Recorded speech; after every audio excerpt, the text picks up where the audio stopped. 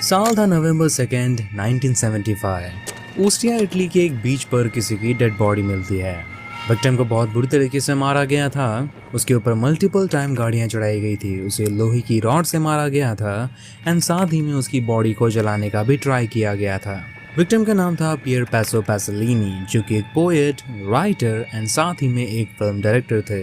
And the reason उनको इतनी बुरी तरीके से मारा गया वो थी उनकी final film Salo and 120 days of Sodom, एक ऐसी फिल्म जो डिस्टर्बिंग मूवी हिस्ट्री की one of the most infamous movies में से एक है। एक ऐसी फिल्म जिसे देखने के बाद लोग इसे one of the most disgusting and disturbing movies में से एक रिकमेंड करते हैं। एक ऐसी फिल्म जो बैन एंड सेंसर्ड है काउंटलेस नेशन में, एंड एक ऐसी फिल्म जिसे देखने के बाद लोगों ने उसके डायरेक्टर को ही जान से मार दिया। सो आखिर इस फिल्म के अंदर ऐसा क्या दिखाया गया है? इस फिल्म के अंदर ऐसा है क्या कि लोगों ने इसके डायरेक्टर को ही जान से मार दिया? एंड ट्रस्ट मी, इसके पीछे जो रीज़न है वो काफ़ी ज़्यादा इंटरेस्टिंग है। बट उससे भी ज़्यादा इंटरेस्टिंग चीज़ ये है कि, एंड ये तुम्हें सुन के काफ़ी ज़्यादा अजीब लगेगा, वो ये कि भले ये मूवी इतनी ज़्यादा डिस्गस्टिंग है एंड इतनी सारी कंट्रीज़ में बैन एंड सेंसर्ड है, मुझे ये मूवी काफ़ी ज़्यादा पसंद आई। पार्ट्स ऑफ इट, ठीक है। इस मूवी को सिर्फ लोग इसके शॉक वैल्यू के लिए देखते हैं या फिर अपनी मॉर्बिड क्यूरियोसिटी को सेटिस्फाई करने के लिए। बट इस फिल्म के अंदर जो डिस्टर्बिंग सीन दिखाए गए हैं उन सब का दरअसल एक एक्चुअल डीपर मीनिंग है जो काफी सारे लोग मिस कर देते हैं। बिकॉज अगेन लोग इसे सिर्फ शॉक वैल्यू के लिए देखते हैं और कुछ नहीं। एंड इसीलिए आज मैं ये वीडियो बना रहा हूँ जहाँ पर मैं तुम्हें इस फिल्म की स्टोरी सुनाऊंगा एंड तुम्हें बताऊंगा कि इस फिल्म के अंदर एक्चुअली होता क्या है, including all the messed up parts. And साथ ही मैं तुम्हें उन सारे मेस्ड अप पार्ट्स का एक्चुअल मीनिंग भी समझाऊंगा। एंड साथ ही में हम ये भी पता लगाएंगे कि आखिर पैसोलिनी को क्यों मारा गया था एंड मुझे इस मूवी के अंदर क्या चीजें पसंद आई। सो अगर तुम इंटरेस्टेड हो तो कमरे की लाइट्स ऑफ कर दो, हेडफोन्स लगा लो, एंड अगर तुम लोग खाने पीने की चीजें ऐड करना चाहते हो तो तुम लोग कर सकते हो। ऑल्दो मैं रिकमेंड नहीं करूंगा बिकॉज आज की वीडियो काफी ज्यादा ग्रोस एंड नास्टी होने वाली है। इतनी ज्यादा होने वाली है कि मैं तुम्हें रिकमेंड करता हूँ कि तुम लोग पूरी वीडियो को अपने ग्लासेस लगा के एंजॉय करो। बताना चाहूंगा कि आखिर ये फिल्म कहाँ से बनी है। ये पूरी की पूरी कहानी दरअसल एक बुक से इंस्पायर्ड है। बुक का नाम है 120 डेज ऑफ सॉडम, जिसे मार्किस डे सैड ने लिखा है। And if you don't know, Marxist day sad दरअसल वो इंसान है जिसके नाम से सैडिस्ट वर्ड इन्वेंट हुआ है। तुम अंदाज़ा लगा सकते हो कि जिस इंसान के नाम से सैडिस्ट वर्ड बना है वो इंसान कैसा होगा एंड उसकी लिखी हुई कहानियाँ कैसी होगी एंड उस कहानी से इंस्पायर्ड मूवी कैसी होगी। एंड एक और बोनस चीज़ ये कि मार्कस ने किताब तब कंप्लीट की थी जब वो जेल के अंदर सड़ रहा था। एंड अगर तुम्हें एक परफेक्ट एग्जांपल दूँ मार्कस के कैरेक्टर का तो अभी के टाइम पर एक वेब सीरीज है द बॉयज जो काफी ज्यादा फेमस है। तो उसी के सीजन 4 में एक एपिसोड है जहां पर वो एक टेक नाइट नाम के कैरेक्टर के घर के अंदर चोरी छुपे जाने का ट्राई करते हैं। एंड स्पॉयलर्स अलर्ट, जिसने भी एपिसोड देखा है उसे पता होगा कि टेक नाइट के पास दरअसल एक सीक्रेट रूम था जहां पर वो अपनी सो कॉल्ड फेवरेट चीज़ें करता था, ठीक है।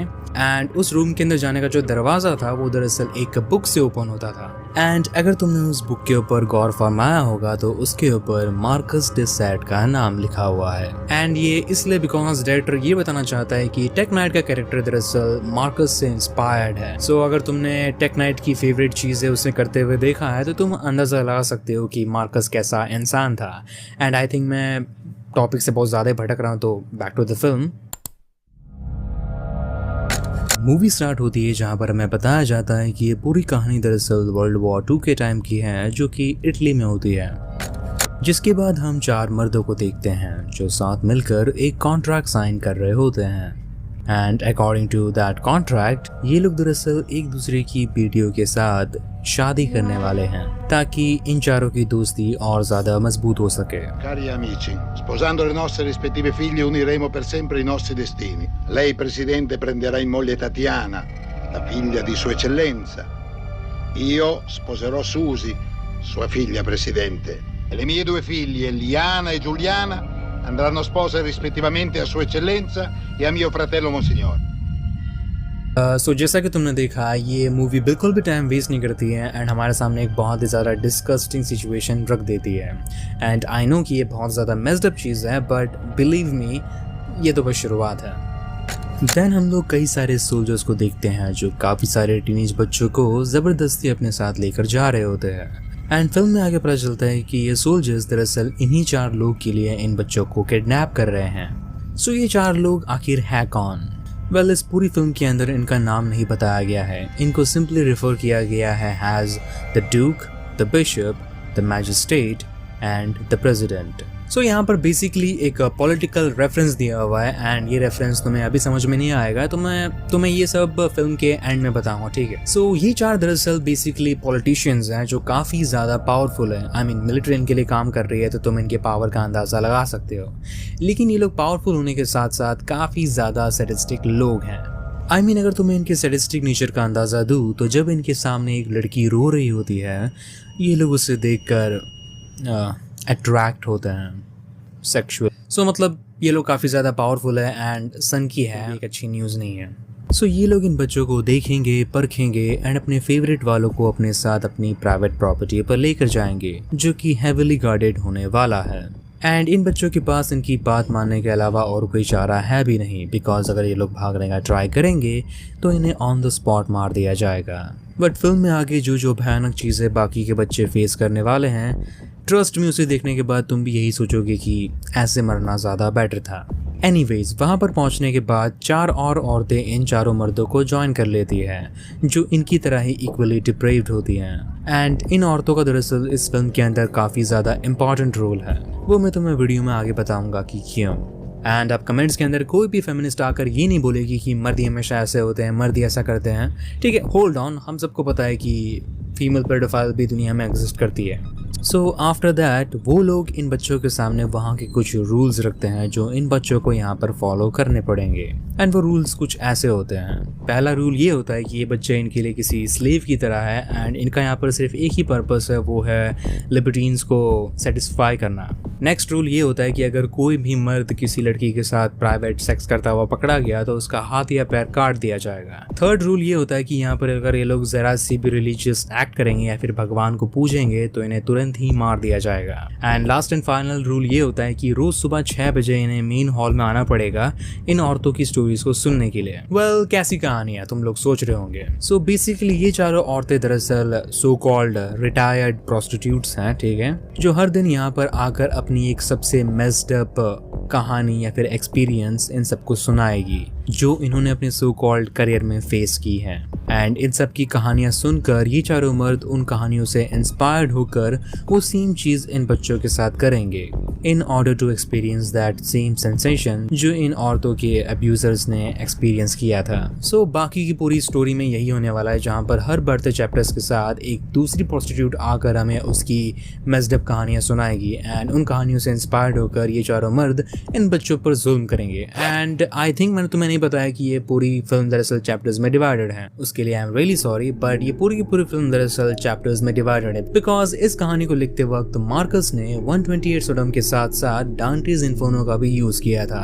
एंड अगर तुम्हें नहीं पता तो डांटेज इन्फर्नो दरअसल एक ऐसी कहानी है जहाँ पर राइटर हेल के 9 लेयर्स से होकर गुजरता है, जहाँ पर वो हमें हेल के अंदर होने वाली चीजों के बारे में बताता है एंड ये भी बताता है कि कैसे हर बढ़ते लेवल्स के साथ हेल बद से बदतर होता रहता है। सो सेम उसी तरीके से पैसलिनी ने इस मूवी को डिजाइन किया है, जहाँ पर हर बढ़ते चैप्टर्स के साथ मूवी और ज्यादा वाहियात एंड डिस्टर्बिंग होती रहेगी, किसी आइसबर्ग की तरह। जहाँ पर फर्स्ट चैप्टर का नाम था एंटीफर्नो, मतलब हेल का एंटी चेम्बर, जिसके बाद आता है circle of obsession, then circle of shit and finally circle of blood.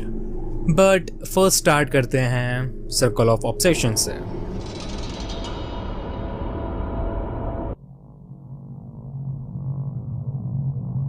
ये चैप्टर स्टार्ट होता है जहाँ पर हम देखते हैं उनमें से एक प्रोस्टिट्यूट को जिसका नाम यहाँ पर सिन्योरा बताया गया है, तो मैं भी उसे इस पूरी मूवी के अंदर सिन्योरा ही रेफर करूँगा। बट एनीवेज सीन बाद में चेंज होता है एंड हम लोग सबको हॉल के अंदर बैठा हुआ देखते हैं, जहाँ पर सिन्योरा आकर अपनी एक बहुत ही मेस्ड अप एक्सपीरियंस सबके साथ शेयर करती है, जहाँ पर वो बताती है कि कैसे एक आदमी ने उससे बीजे लिया था जब वो सिर्फ 9 साल की थी एंड उसको इस चीज़ में कितना ज़्यादा मज़ा आया था।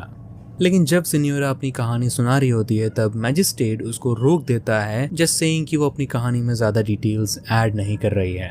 एंड डिटेल से मेरा मतलब है कि आई गेस तुम्हें खुद सुन लेना चाहिए। Beh, tanto per farvi un esempio, non so assolutamente niente delle dimensioni del pene del suo professore. Non so assolutamente niente sul tipo di eiaculazioni. Non so nemmeno se le ha poi toccato i genitali o se l'ha costretta a prenderglielo in mano. Insomma, cara signora Vaccari, un po' più di chiarezza. जिसके बाद सिन्योरा अपनी कहानी full detail के साथ सुनाने लगती है, जिसे सुनकर एक लिबर्टीन इतना ज़्यादा एक्साइटेड हो जाता है कि वो एक लड़के से हैंड जॉब लेने लगता है। एंड ये देखकर सिन्योरा ये कहती है, Mio Dio, questo ragazzo non sa masturbare. Bisogna prendere dei provvedimenti urgenti. Scene change होता है एंड हम सबको डाइनिंग टेबल पर बैठा हुआ देखते हैं एंड लिबर्टीन्स अपनी अपनी बेटियों को फुल्ली स्ट्रिप कर कर वहाँ पर सबको खाना सर्व करने के लिए फोर्स करते हैं।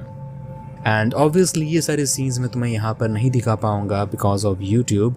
सो जब वो लड़कियाँ खाना सर्व कर रही होती है तो उनमें से एक गार्ड उस लड़की को जानबूझकर नीचे गिरा देता है एंड जब वो लड़की नीचे गिर जाती है तो वो गार्ड उसका वहीं पर करने लगता है, जिसे देखकर बाकी सब लोग वहाँ पर हंसते रहते हैं। एंड भूलो मत कि ये लड़की दरअसल लिबर्टीन में से किसी एक की लड़की है एंड जिसकी वो लड़की होती है यानी कि प्रेसिडेंट की, जब वो दिखता है कि उसकी बेटी का हो रहा है तो पता है वो क्या करता है, वो खुद का भी पैंट उतार कर अपनी बेटी की बाजू में बैठ जाता है, जस्ट लाइक कि अब मेरी बारी। आई थिंक फिल्म में आगे बढ़ना ज़्यादा बेटर रहेगा, बट आई प्रॉमिस कि आगे चीज़ें और भी ज़्यादा डिस्कस्टिंग होने वाली है। लेकिन आगे बढ़ने से पहले मैं तुम्हें एक चीज़ मेंशन करना चाहूँगा जो आई थिंक इम्पॉर्टेंट है। सो जब ये सब फालतूगिरी वहाँ पर चल रही होती है तो ये लोग वहाँ पर गाना गाने लगते हैं फॉर सम रीज़न, लेकिन जब ये लोग गाना गा रहे होते हैं तो इन्हें दो बच्चे वहाँ पर ज्वाइन कर लेते हैं, यानी कि उनके साथ गाना गाने लगते हैं, जस्ट लाइक वो लोग भी इन्हें धीरे धीरे ज्वाइन कर रहे हैं। ठीक है, तो इन दोनों बच्चों का फेस तुम लोग याद रखना, ये फिल्म में आगे काम आएंगे। एंड बीच में एक और सीन आता है जहाँ पर सिग्नोरा इन बच्चों को एक पुतले के ऊपर से हैंड जॉब देना सिखाती है। आई मीन ऑब्वियसली मैं यहाँ पर तुम्हें दिखाऊंगा नहीं, बट मैंने सोचा क्यों ना